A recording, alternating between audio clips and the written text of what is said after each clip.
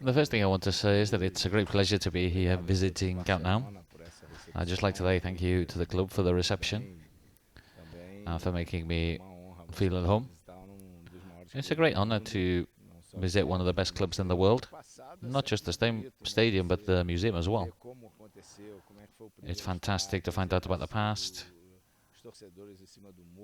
They told me that the fans used to cheer on their teams from the walls outside the ground. That used to happen in Brazil. It's important to know about the history of the club, the beginnings. That's culture, because what's happening now is you can see it now. We see it at the moment. Barca is a fantastic club. But it's important to know how it all started. The first stadiums, and to know about the beginnings of the club. Messi, Suarez and Neymar are fantastic players, but the most important thing is that they play for the team. And who wins with that is Barca, because the chances of suffering a defeat are low and the chances of winning obviously are higher. Apart from the fact they're great players, but they have to fit into the team as well. In contrast, I think here in Barcelona the situation is fantastic. Everything fits together nicely. The most important thing is that the players play for the team. In the Champions League, Barca have the chance to win in London and in the second leg in Barcelona, but you have to be careful because Arsenal are a great team in good form at the moment.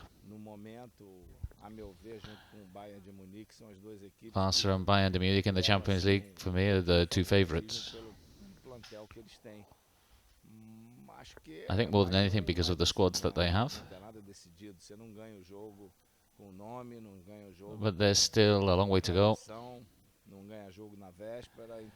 When you're favourite, it's never easy. You have to get out there on the field and show it. You have to show why you're the favourite, and that's what Barca are doing. When they go out onto the field, the players are playing well, and that's why the victories are coming.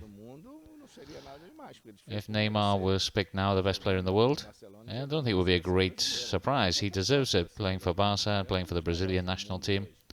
He deserves it. He's one of the best players in the world. If I say that, it's not because he's Brazilian, it's because of the statistics and what he's already done in Barca and with the Brazilian national team. Players like Pelé, Garrincha, Cruyff, Beckenbauer, Maradona, they're the 5 best players in history. They're the best players I've seen, but it's obvious that Messi, right now, is starting to be at their level as well.